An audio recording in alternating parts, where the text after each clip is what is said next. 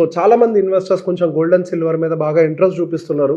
So investing in gold and silver మంచి returns ఇస్తాయా అని ఒక ఉద్దేశంలో చాలామంది ఈటీఎఫ్ బయింగ్ కూడా చేస్తున్నారు.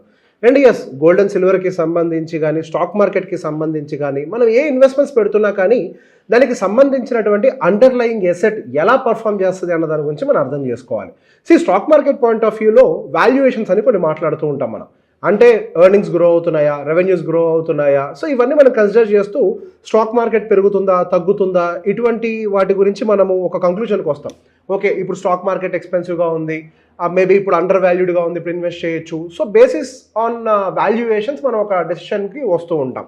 అదేవిధంగా గోల్డ్ అండ్ సిల్వర్ విషయంలో కూడా కొన్ని ఫండమెంటల్స్ ఉంటాయి. సో ఈ వీడియో ఎవరైతే క్లియర్గా చూసి అర్థం చేసుకుంటారో వాళ్ళకి గోల్డ్ అండ్ సిల్వర్కి సంబంధించి ప్రైజెస్ ఎలా మూవ్ అవుతాయి అన్న దాని గురించి ఫుల్ క్లారిటీ వస్తుంది. సో గోల్డ్ అండ్ సిల్వర్కి సంబంధించి మీరు ఒక ప్రో ఇన్వెస్టర్ అవ్వాలి అని అంటే అట్లీస్ట్ ఈ బేసిక్ పారామీటర్స్ని మీరు గమనించాలి. సో ఇప్పుడు చార్ట్ మీకు మీ ముందులో ఒక చార్ట్ని డిస్ప్లే చేస్తున్నాను. సో క్యాండిల్స్ తోటి గ్రీన్ కలర్ రెడ్ కలర్తో ఏదైతే కనిపిస్తుందో అది ఇండియన్ గోల్డ్ ఫ్యూచర్స్, అండ్ ఏదైతే బ్లూ కలర్ లైన్లో కనిపిస్తుందో అది గ్లోబలీ ట్రేడెడ్ గోల్డ్ అనమాట.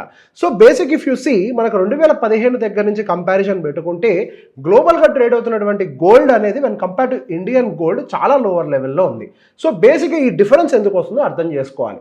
సో గోల్డ్ ఇన్వెస్ట్మెంట్స్ ఈవెన్ మన ఇండియన్స్ ఎన్ఆర్ఐస్ కొంతమంది గోల్డ్ బాగా పెరుగుతుంది కదా యూఎస్లో కూడా ఇన్వెస్ట్మెంట్ పెడుతూ ఉంటారు. కానీ ఇక్కడే ఒక చిన్న మెలుకుంటుంది. గోల్డ్ అనేది వెన్ కంపేర్ టు యూఎస్ ఇండియాలో ఎక్కువ గ్రో అవుతుంది. ఇక్కడ మీకు కనిపిస్తుందే దాని యొక్క ఎవిడెన్స్. 2015 నుంచి మీరు కంపేర్ చేస్తే గోల్డ్ మనకి 400% ఇండియాలో రిటర్న్ ఇస్తే అదే ఇన్ డాలర్ టర్మ్స్ అది 267% మాత్రమే రిటర్న్ ఇచ్చింది.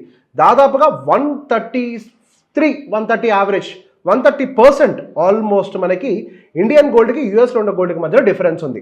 అదే రూపీ డిప్రిసియేషన్ వల్ల జరిగేది. మనం గోల్డ్ పర్చేస్ అంతా కూడా డాలర్స్లో చేస్తూ ఉంటాం.